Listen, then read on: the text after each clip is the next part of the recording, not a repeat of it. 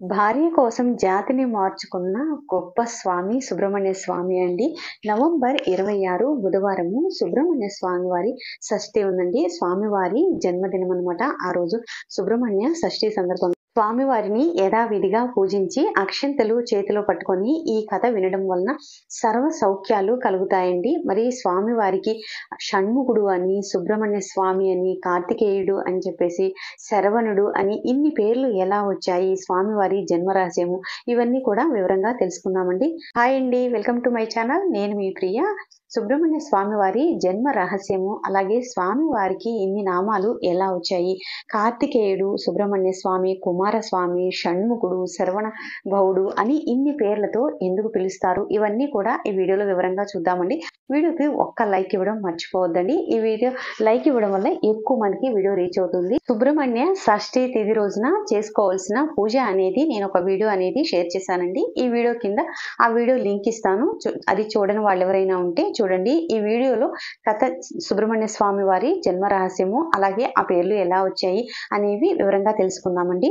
తారకుడు అనే రాక్షసుడు బ్రహ్మ నుండి వరం పొందాడండి. రుద్ర వీర్య సముద్భవుడైనటువంటి కుమారుడి చేతిలో తప్ప ఎవరి చేతిలో మరణం లేకుండా ఉండాలని కోరుకున్నాడు. బ్రహ్మ వరం వల్ల అతను అందరినీ ఇబ్బంది పెడుతూ ఉన్నప్పుడు దేవతలందరూ కూడా పార్వతీ పరమేశ్వరుల దగ్గరకు వచ్చి ప్రార్థించగా పరమేశ్వరుడు రుద్ర తేజస్సుని ప్రసాదించమని కోరగా పరమేశ్వరుడు రుద్ర తేజస్సుని ప్రసాదించగా ఎవరు మోయాలి అని ఎవరు మోయలేక గంగా నదికి ఇచ్చారనమాట. ఆ గంగాదేవి కూడా ఎక్కువ రోజులు మోయలేక అగ్నిహోత్రునికి ఇచ్చింది. అగ్నిహోత్రుడు కొన్నాళ్ళు మోసిన తర్వాత ఇంకా మోయలేక మళ్ళీ గంగా నదిలో వదిలిపెట్టాడండి. గంగా నది కొన్నాళ్ళు మోసిన తర్వాత ఇంకా మోయలేక ఒక రెల్లు గడ్డిలో, ఒక పొదలాగా ఉన్న రెల్లు గడ్డిలో వదిలిపెట్టింది ఆ రుద్ర తేజస్సుని. అప్పుడు కొన్నాళ్ళు రెల్లుగడ్డిలో ఉన్న తర్వాత మార్గశిర మాసంలో శుక్లపక్షంలో షష్ఠి తిథి రోజున స్వామివారు ఆ రెల్లు పొదలో నుంచి చిన్న బాలుడిగా ఉద్భవించాడు. అలా మార్గశిర మాసంలో శుక్లపక్షంలో వచ్చిన షష్ఠి తిథి రోజున స్వామివారి జన్మం జరిగింది. పుట్టగానే బాబు ఏడుస్తూ ఉండటం చూసి అక్కడే కూర్చున్న సప్త ఋషుల్లో 6 భార్యలైన వారందరూ అక్కడ కూర్చొని బాధపడుతూ ఉన్నారు. అప్పుడు ఈ బాలుడి ఏడుపు విని వచ్చి దగ్గరకు వచ్చి ఎత్తుకొని ముద్దాడారు. ఆ 6 సప్త ఋషుల భార్యలు వచ్చి బాబుని ఎత్తుకొని నా పాలు తాగు కుమారా కుమారా అని చెప్పేసి అందరూ ఏకకాలంలో అడిగేసరికి ఏకకాలంలో అందరి దగ్గర పాలు తాగడం కుదరదు కదా. అలా 6 ముఖాలుగా ఉద్భవించి 6 దగ్గర ఏకకాలంలో పాలు తాగి వారి 6 కూడా కరుణించాడు స్వామివారు. అలా స్వామివారు 6 దగ్గర తాగాడు కదా. అందులోనూ సప్త ఋషుల 6 భార్యలను వాళ్ళను కృత్తికలు అని అంటారు. కృత్తికల దగ్గర పాలు తాగాడు కాబట్టి కార్తికేయుడు అని అంటారు. అలాగే 6 ముఖాలతోటి ఉద్భవించి 6 దగ్గర పాలు తాగడం కోసం 6 ముఖాలు వచ్చాయి కాబట్టి షణ్ముఖుడు అని అంటారు. ఒక బాలన్ రూపంలో ఉండటం వలన కుమారస్వామి అని అలా వచ్చిందనమాట.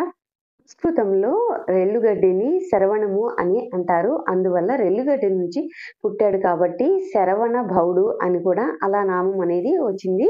ఇంకా సుబ్రహ్మణ్య స్వామి అనే పేరు ఎందుకు వచ్చిందంటే కొన్నాళ్ళు స్వామివారు శ్రీశైలం దగ్గర ఉన్న ఆటవిక ప్రదేశంలో సంచరిస్తూ ఉన్నప్పుడు ఏంటంటే అక్కడ ఆటవిక నాయకుడి కూతురైన వల్లీదేవిని చూసి తనని పెళ్లి చేసుకోవాలని అనుకున్నాడు.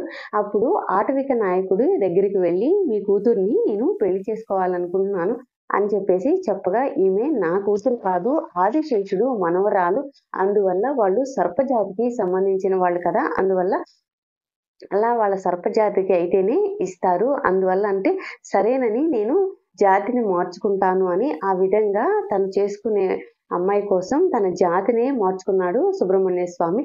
ఆటవిక నాయకుడితో మాట్లాడిన తర్వాత వల్లీదేవి దగ్గరకు వచ్చేసి ఇలా మీ తండ్రి గారితో మాట్లాడాను అంటే మా తండ్రి గారి కోరిక తీర్చావు, మరి నా కోరిక కూడా ఒకటి ఉంది, అలా అయితేనే నేను పెళ్లి చేసుకుంటాను అని వల్లీదేవి అనగా ఏంటో చెప్పమని స్వామివారు అడగగా అప్పుడు వల్లీదేవి నా కోసం నీవు సర్పంగా మారితే పెళ్లి చేసుకుంటాను అని అన్నది. అలా సుబ్రహ్మణ్య స్వామి పాముగా మారాడు. అలా పాముగా మారిన తిథి కూడా షష్ఠి తిథి రోజునే. ఆ రోజు నుంచి కుమారస్వామి, అలాగే షణ్ముఖుడు, కార్తికేయుడు, శరవణ భవుడు అని, సుబ్రహ్మణ్య స్వామి అని ఇలా చాలా నామాలతోటి స్వామివారిని పిలవడం జరుగుతుంది.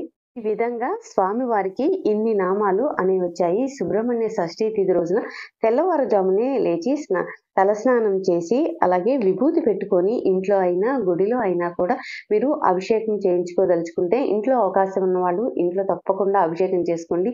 ఏ ద్రవ్యాలతోటి ఏ అభిషేకం చేస్తే ఏ ఫలితం అనేది మన ఛానల్‌లో కొన్ని షార్ట్స్ ఉన్నాయి. అలాగే నేను లాంగ్ వీడియో కూడా పోస్ట్ చేశానండి. ఈ వీడియో కింద లింక్ ఇస్తాను. ఒకసారి చూడండి. ఒకవేళ ఇంట్లో అవకాశం లేని వాళ్ళు గుడిలో అయినా కూడా మీరు వెళ్లి అభిషేకం చేయించుకొని, స్వామివారి ఈ కథ అనేది అక్షంతలు చేతిలో పెట్టుకొని విని స్వామివారి పాదాల దగ్గర ఉంచి, తర్వాత కొన్ని అక్షంతలు మీ శిరస్సుపై వేసుకోండి.